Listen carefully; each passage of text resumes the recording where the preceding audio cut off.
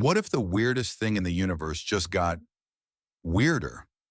We all know Albert Einstein wasn't exactly thrilled about quantum entanglement, calling it spooky action at a distance. He thought it was absurd. Well, buckle up, Albert, wherever you are, because scientists just found a brand new type of entanglement, something nobody's seen before, hiding in a place we barely looked. And yeah, Einstein probably would have hated this. You've probably heard about quantum entanglement. It's that bizarre connection where two particles, like photons of light, become linked. Measure one, and you instantly know something about the other, no matter how far apart they are, across the lab or, theoretically, across the universe. It's like having two magic coins. If one lands heads, the other instantly lands tails, every single time, even if they're miles apart. This isn't science fiction, it's real, confirmed by countless experiments, and even snagged a Nobel Prize in 2022 for the folks who proved it wasn't just some statistical fluke. For decades, we've entangled particles based on properties we understand well, like their spin, or their energy, or the direction their electric field wiggles. That's called polarization. Think of these as distinct features, like the color or shape of an object. We could entangle the color of one photon with the color of another, or the spin of one with the spin of its partner. Simple enough, right? Well, relatively speaking, in the quantum world. But what if the property itself was weird? What if it wasn't a simple, distinct feature, but something more complex, something that only appears under extreme conditions? That's where this new discovery comes in, and to get it, we need to talk about how light can spin. Imagine a photon, a particle of light. It can carry angular momentum, which is basically a measure of its rotation. Now, this rotation comes in two flavors, often compared to a planet like Earth. First, there's spin angular momentum, or SAM. This is like the Earth spinning on its own axis. It's an intrinsic property of the photon related to its polarization. Second, there's orbital angular momentum, or OAM. This is like the Earth orbiting the Sun. It happens when the light beam itself twists, corkscrewing through space. Normally, in a regular beam of light, like from a laser pointer, these two types of spin, the particle spinning on its axis and the beam twisting through space, are separate things. You can have one without the other. Scientists have even cleverly entangled photons using these separate channels, linking the spin of one to the orbit of another. It's easy, as Professor Guy Bartal notes, to think of them as two independent rotations. But here's the kicker. What happens when you squeeze light? What happens when you force photons into incredibly tiny spaces, structures smaller than their own wavelength? This is the realm of nanophotonics, manipulating light on scales 1,000 times smaller than a human hair. And when you do that, something strange occurs. The photon's spin and its orbital motion kind of blur together. They merge. In these cramped conditions, you can't separate them anymore. The photon just has one unified rotational property called total angular momentum, or TAM. It's not spin or orbit, it's just rotation. Why bother squishing light like this? Well, for one, it lets us build incredibly tiny optical components, shrinking light-based circuits just like we shrank electronics. Imagine optical chips doing complex calculations, packed densely together. Second, confining light makes it interact much more strongly with materials around it. This unlocks new possibilities for lasers, sensors, and, as it turns out, entanglement. So the big question the researchers at the Technion Israel Institute of Technology asked was, if a photon's spin and orbit fuse into this single total angular momentum in a nanostructure, can you still entangle photons? Does entanglement survive this weird merger, or does it vanish? Or does it become something new? Led by PhD student Amit Kam and Dr. Shai Sessis, the team built a special nano device, only about 100 nanometers across. They used it to guide pairs of photons into something called a plasmonic mode. Think of it like converting the light into super confined waves clinging to a metal surface. This forced each photon's spin and orbit to merge into that single total angular momentum state. And while the two photons were squeezed together in this near-field environment, something amazing happened. They didn't just get total angular momentum. They became entangled in it. They emerged linked, sharing a single unified quantum state of total rotation. Imagine two photons going into this tiny golden structure, sort of like a microscopic funnel. Inside, their individual spins and twists combine. When they come out, they're connected by this invisible quantum thread, but the thread isn't tied to their separate spins or orbits anymore. It's tied to their combined total rotation. Measuring the total rotation of one instantly dictates the total rotation of the other. The team meticulously mapped all the possible rotational states the photons could have inside the device.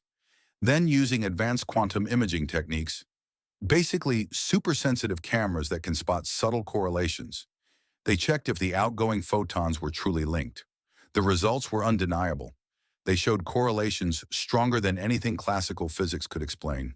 Find one photon in a specific total angular momentum state, and its partner was always found in a complementary state. That's a smoking gun for entanglement. But here's the really mind-bending part. This wasn't just the same old entanglement showing up with a different label. Entanglement in total angular momentum creates, and I quote the researchers, a completely different structure of quantum correlations. The way these photons are linked is unique. It's not like the patterns seen in spin or orbit entanglement. It's as if the two photons genuinely become two halves of a single rotating entity, synchronized in a way we've never observed before. So entanglement doesn't just survive in these weird, confined spaces, it morphs into something entirely new. This is the first time anyone has ever observed entanglement based on total angular momentum. Scientists are calling it the first genuinely new type of photonic entanglement discovered in over 20 years. 20 years. Think about all the quantum research that's happened in that time. And yet, a fundamentally new connection was hiding right there, on the nanoscale. Now let's circle back to Einstein. Why would he hate this? His famous spookiness complaint was partly about the apparent violation of locality. How could measuring one particle instantly affect another far away without any signal traveling between them? In this experiment, the photons interact closely within the nanostructure, so it's not entanglement over vast distances during creation. But the core of Einstein's discomfort was the lack of a local, classical explanation for the perfect correlations. He believed reality should be based on definite properties particles possess independently, whether measured or not. This new total angular momentum entanglement would likely deepen that discomfort. Why? Because it shows quantum non-locality popping up in an even stranger guise. The property itself, total angular momentum, only exists because the photon is forced into that bizarre, confined quantum state where spin and orbit merge. A classical physicist might expect such a complex, messy situation to destroy delicate quantum correlations, or at least make them statistically fuzzy. Instead, quantum mechanics doubles down. Even when you fundamentally alter the properties of the particles by squeezing them, they still form an entangled pair that acts as a single entity, defying any simple local cause and effect explanation. If you measure the TAM of photon A, you instantly know the TAM of photon B, linked through a property that wouldn't even exist for a classical particle in free space. It's like finding out two billiard balls are magically linked, not by their color or spin, but by the way they wobble only when squeezed through a tiny pipe. It reinforces that quantum reality operates by rules fundamentally different from our everyday intuition. It's another stark reminder that common sense just doesn't apply here. Einstein wanted a reality grounded in local, definite properties. This experiment delivers particles linked by a property that is inherently non-local and context-dependent. Yeah, he probably wouldn't have been amused. So beyond giving Einstein hypothetical headaches, why is this a big deal? Well, finding a new form of entanglement after 2 decades is fundamentally cool, expanding our understanding of the quantum world. But it also has serious practical implications. First, quantum photonic chips. This experiment happened on a nanoscale platform. It shows we can build tiny circuits where photons interact and get entangled via total angular momentum. This could lead to integrated quantum computers or simulators running on light, potentially faster and more compact. Using TAM opens up a new way to encode quantum bits, or qubits, leveraging these unique confined light states. Second, smaller, more powerful quantum devices. As Amit Kam, the lead author, puts it, this opens doors to designing smaller, more powerful components for quantum communication and computing.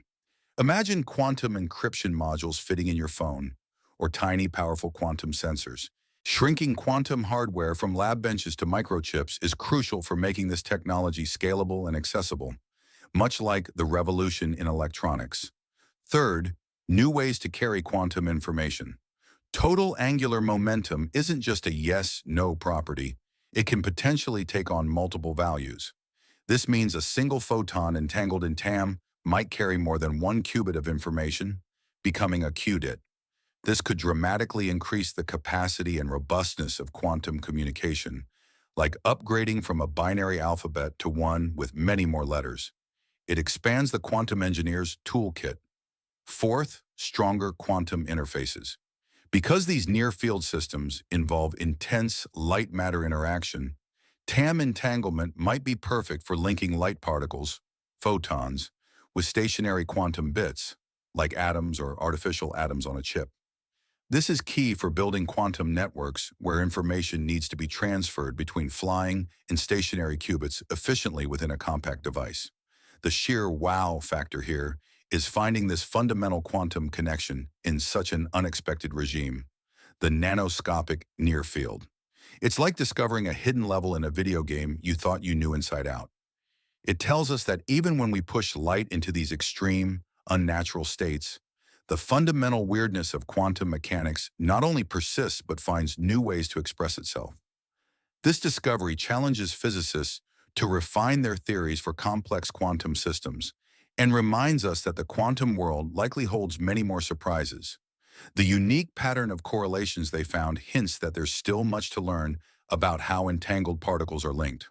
Looking ahead, this ability to entangle photons via their total angular momentum could pave the way for on-chip quantum repeaters for a future quantum internet, ultra-secure communication links immune to new kinds of eavesdropping, and novel quantum sensors exploiting the quirks of near-field light.